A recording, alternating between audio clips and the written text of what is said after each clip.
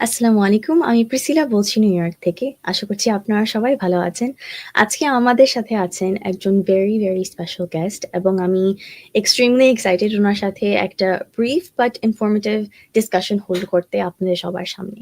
So আজকে আমাদের সাথে যিনি আছেন, উনি বড় হয়েছেন ইন দ্য ইউনাইটেড স্টেটস এবং উনি কারেন্টলি রান করছেন to be a US senator from New Hampshire. So ওনার ব্যাকগ্রাউন্ড হচ্ছে এক্সট্রিমলি এক্সটেন্সিভ। আমি বলতে গেলে তো আমার অনেক সময় লাগবে। So I will leave it to her.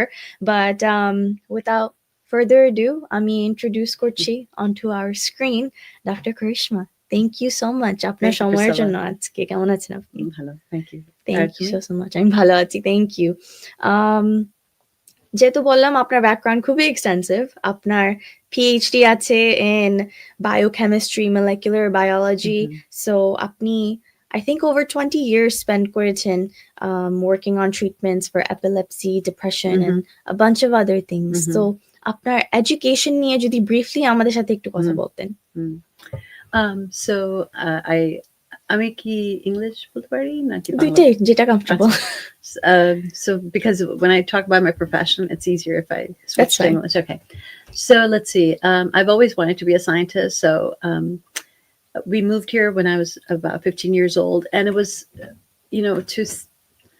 my mother always believed that we would be able to achieve the American dream, but it was very difficult. We came in, I was in high school, a little later my mom arrived, but we had many of the same problems that many immigrant families do, where we had a lot of financial difficulties. So I had to drop out of college because there was no money to pay for my college. And I had to go to work full time trying to make ends meet using minimum wage, earning minimum wage. So just to think about that, and then to feel like, wow, I was actually able to finish college. Then I was able to get a PhD. That was really possible because of the support of my family. And my mother said, no, you have to go back. You have to finish school. But the other was also in the United States. It's a really great country where folks can come as immigrants to this country, maybe learn the language, and actually receive education, very high quality education through the public school system or the private school system.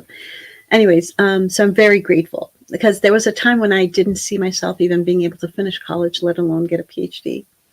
I loved everything about science, and I went into clinical research, and I specifically focused on neurological diseases, epilepsy and depression, and I loved every bit of it. That's so interesting. Thank you so much for sharing that about your background. And there was a little bit of a shift where you went from clinical research and science into public service. Yes. So you have done a lot for your community and the people in general. So did something happen? Did you know that, was it always in the back of your head that you wanted to give back to your community, or was there any specific moment that caused that? Yeah, so I've always volunteered, whether it was in a soup kitchen or in a food pantry, but that was not necessarily a very big commitment. It was maybe several hours. I've always, since my freshman year at university, I've been a blood donor, a regular blood donor to the American Red Cross, which is also another way I serve my community. But if you're asking me specifically, how did I get to this candidacy? It would have been about for the last 5 years, there were some issues that were very important to me. For example, the healthcare crisis is big and very important to me. We have millions of Americans who can't afford health insurance, and so they're either lack health insurance or they're underinsured. And we lose 50,000 Americans each year because of this problem. People cannot see their physicians, they cannot afford the medicine, they cannot afford the treatment. And the second thing that was very important to me is the fact that we have such low wages in the United States for many people. Yes, a lot of people are very wealthy and they're doing quite well, and I'm happy for their success. But there are many people who work very hard and yet they can't afford food, housing, or healthcare. So those were the reasons that I started to move into the nonprofit sector. So I was involved in the nonprofit sector, and I used my work in the nonprofit sector to try to bring about legislative changes, like trying to advocate for legislative changes We are a very small state in New Hampshire. We only have 2 representatives, and I would try to advocate for things that were important that I felt would help my community. Mhm. And over again, what I found was many of these politicians were not interested necessarily in serving the people. They were sometimes beholden to their donors. Mhm. And after years of frustration, it just ended up of a few hundred was not enough to vote for certain candidates. We had to have our own candidate. And so that's why I stepped up. Thank you so much for sharing that. And speaking about your campaign a little bit, over 40% of your voters are unaffiliated. Yes. So has that impacted how you are campaigning to the people and your campaign strategy overall? Not at all, because I think if you have a good piece of legislation, it should not matter whether the person you're speaking with is a Republican, a Democrat, or unaffiliated. It's a good piece of legislation that will improve people's lives. So, for example, the healthcare crisis, people who are suffering regardless of who they voted for or whatever their party affiliation is. Or from the fact that the minimum wage, the federal minimum wage is stuck at $7.25, and 22 states, New Hampshire being one of them, has the state minimum wage is aligned with the federal minimum wage. So it doesn't matter, again, your political ideology, the low wages is impacting people regardless. So when I speak with voters, I'm not necessarily tailoring it in any way. I care for Medicare for all. I'm talking about Medicare for all. I care for livable wages. I'm talking about it. And so I'm not tailoring it to different audience. That is good to hear. Thank you. So we've talked about healthcare, affordability. Can you talk more about what you would actually do for the people? Because I think these are promises that people recently have made, but whether or not they followed through is questionable. Right. So can you talk a little bit more about that? So Medicare for all, for example, at the moment, every couple of years, every legislative session, Representative Jayapal of Washington, she introduces it in the House. And then Senator Sanders, Bernie Sanders, introduces it in the Senate. They don't receive any Republican support, and many Democrats don't support them either. So for Medicare for all is very important to me. So as a senator, I will absolutely support and co-sponsor Medicare for all. Livable wages, federal minimum wage is stuck at $7.25. I will absolutely advocate for increasing the minimum wage to a level that will allow a full-time worker in the United States to be able to afford food, housing, and healthcare. I mean, this is a bare minimum. We live in the richest country in the world. Is that too much to ask for? That somebody who works 40 hours a week should be able to afford these basic needs? And so, no, those are absolutely essential to my platform. I mean, what is the purpose of running if I can't improve the lives of folks? Now, will this be an easy fight? No, it will not be. As you can see, Bernie Sanders has been trying to pass Medicare for all, and it's really a big battle. But I will work on it in the Senate, but also in the public forum, because if we inform our voters, then they will demand it of their lawmakers, of their representatives and their senators. And together we can build a movement. It's an essential movement. We're talking about 50,000 Americans dying. 50,000 Americans dying each year. What if you just go up to a random person and tell them, there is a problem in this country and 50,000 people will die. Should we solve it or not? Just ask them. And you'll most probably get an answer in the affirmative. Of course we have to solve this. So why does Senate and the House fail year after year and no one speaks up against it? So it will be a difficult fight, but it's needed, and we can all do it together. Definitely. And in the span of your campaign, what kind of feedback have you been receiving from the general public so far? So in New Hampshire, the housing crisis is a severe problem. We are 29,000 units short at the moment.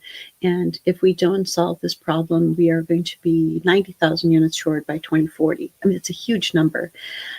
Young folks, they cannot buy their starter homes. The starter homes are so expensive now, it's impossible for them to purchase.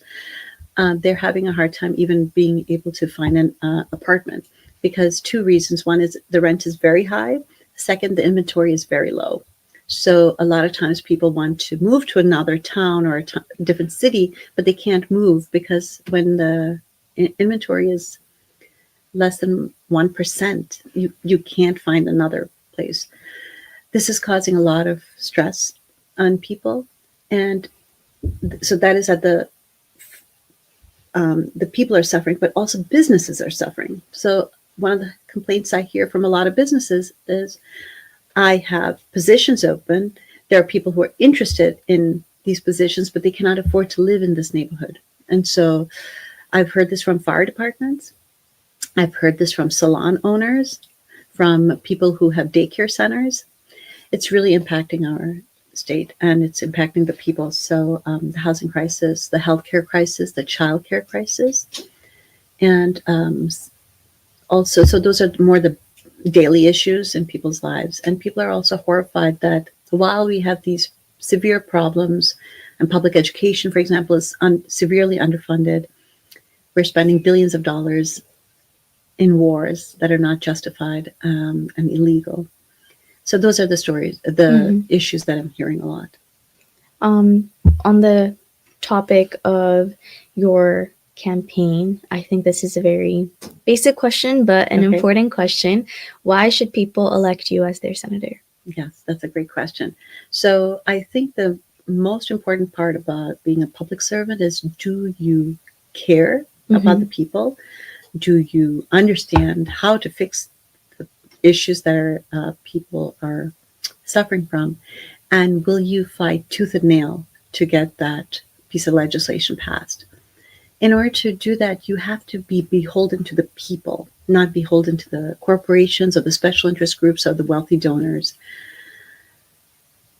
The message that I'm taking to the folks is, I am not a politician, I'm a scientist, and I'm coming from the people. This is not a vanity project. No one is paying me to do it. There are no consultants involved. Year after year, I saw how the policies, the domestic policies and the foreign policies, were hurting the people in my neighborhood, in my state, across the country. So I think the most important part, again, as I said, of being a public servant is kindness, compassion, and courage to do what is right for the people. So that is the message I'm taking to across my state. Thank you very much. And have there been any obstacles or challenges throughout your campaign? Sure. So we launched in August. This is a grassroots campaign, which means I'm only taking money from small dollar donations from regular individuals, whereas my opponent is receiving money from special interest groups. He has raised already $4 million in 2025. He's already spent $2 million. He can have most probably raise millions more by the primary date, which is in September 2026. But it's raising the amount of money that he does is not indicative of whether he's going to be a good public servant. So the challenge is, of course, is to raise enough that you can mount a good primary challenge. And so that's what I'm working on. And the other challenge is, I am coming from the nonprofit sector, but I've never run a statewide campaign. So to get my name across the whole state. It's a small state, so that's one of the advantages. As a scientist, I had to look at the pros and cons of whether a grassroots campaign would be feasible in New Hampshire. So we have certain advantages that we are geographically a small state. We're 3 hours north to south, east to west. We have a very small population of 1.4 million people. The win number is about 80,000 for the primary. And so those, as a grassroots campaign, those are wonderful criteria to follow. So, but yeah, the challenges are always going to be there. But it's for the people. And as long as the people are suffering, I'm motivated to keep fighting for them. So when it comes to your campaign, who has been backing you. I went to your like campaign page, and the Yes.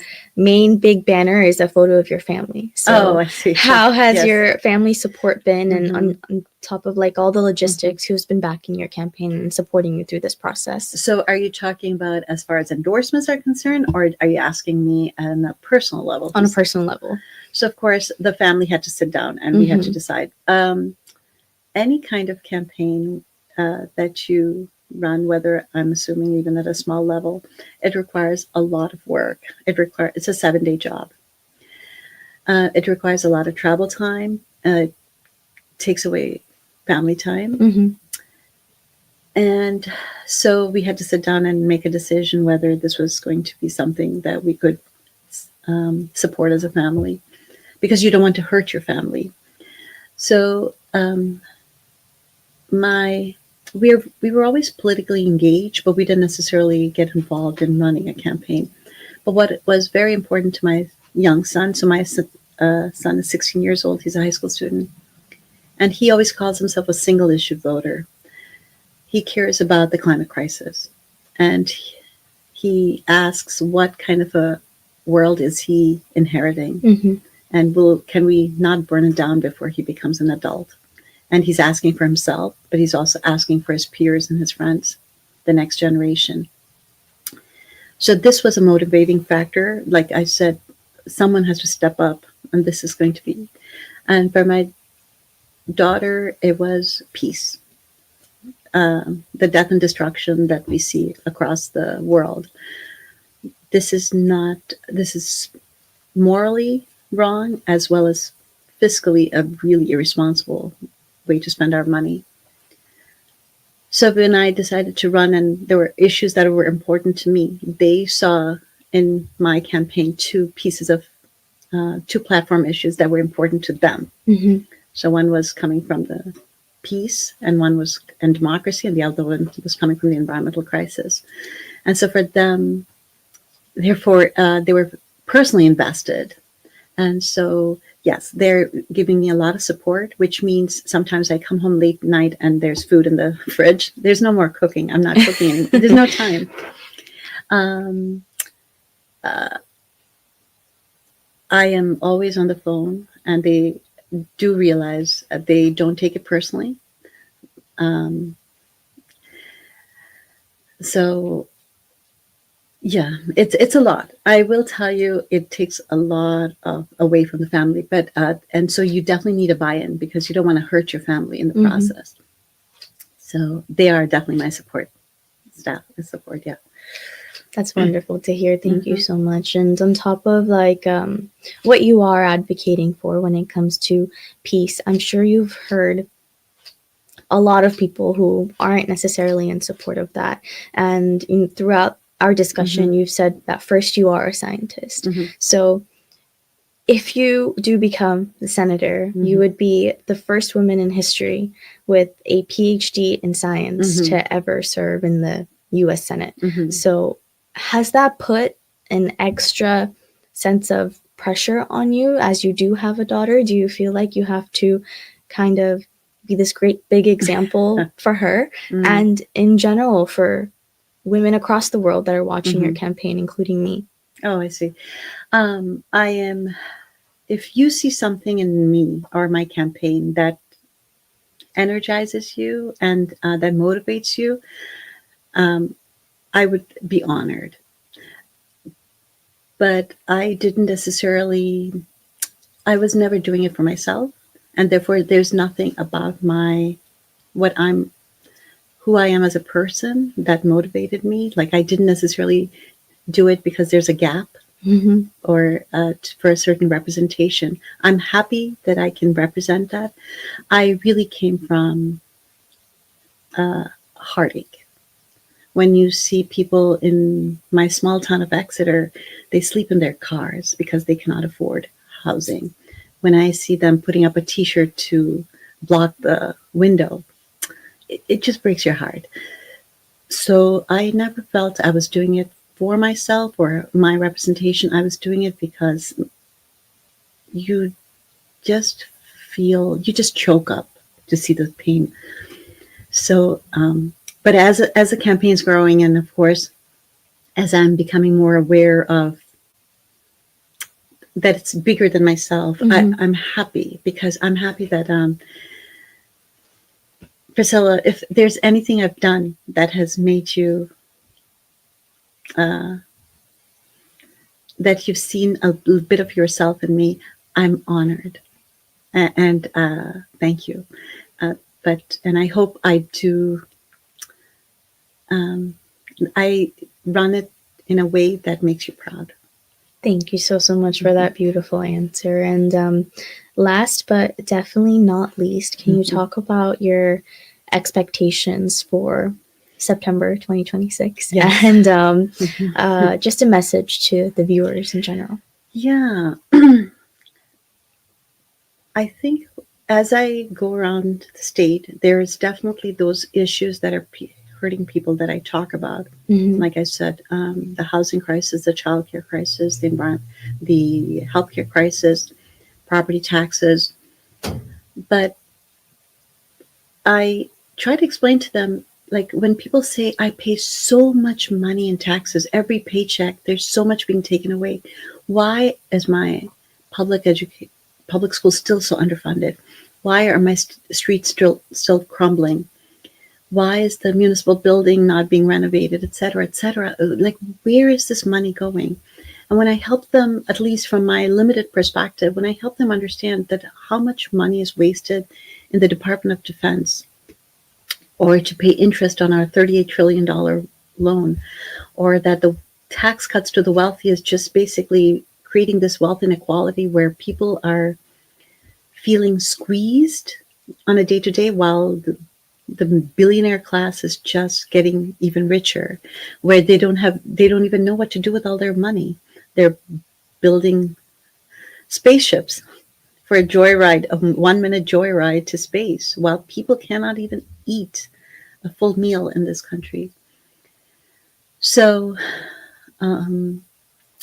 this is my, yes, I will win the primary, but in the process, I also want to help people understand that when they feel like that, when they say, why is the system not working? I want them to understand the system is working exactly as designed. It's just not meant to work for them. It's meant to work for the wealthy. And that connection, I think you see that like a light bulb go off. And that's when they realize it's not, they are not falling short. It's the government that is squeezing them to the last penny.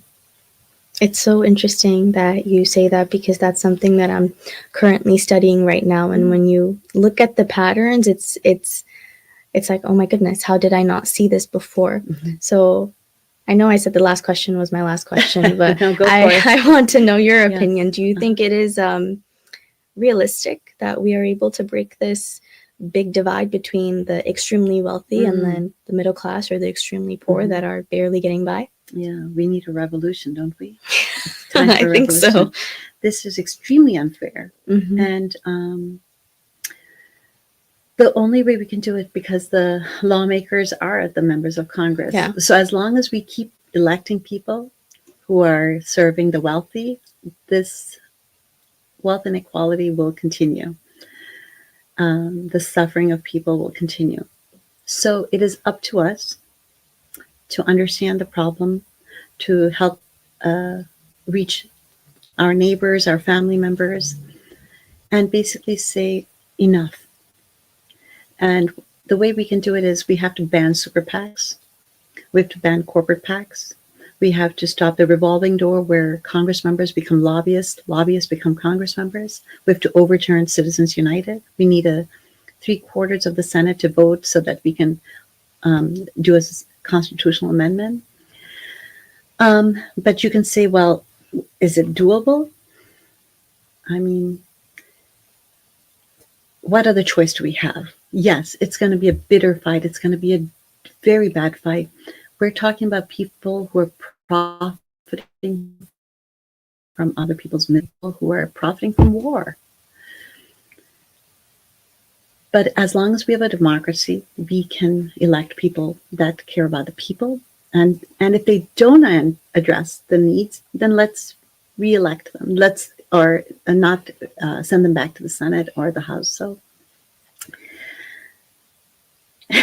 fingers crossed.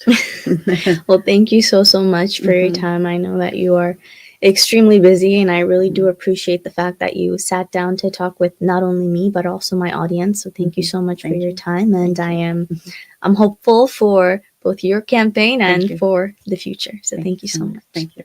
Thank you to the audience. আশা করছি আপনারা একটা সুন্দর conversation শুনেছেন, appreciate করেছেন, এবং আপনারা যদি United স্টেটসে আছেন, হোপফুলি আপনারা Dr. Karishma's campaign follow করবেন, and we'll all see together what the result of that is pretty soon. আপনাদের সবাইকে অনেক ধন্যবাদ. Next time দেখা হবে. আপনারা সবাই ভালো থাকবেন. আসসালামু আলাইকুম.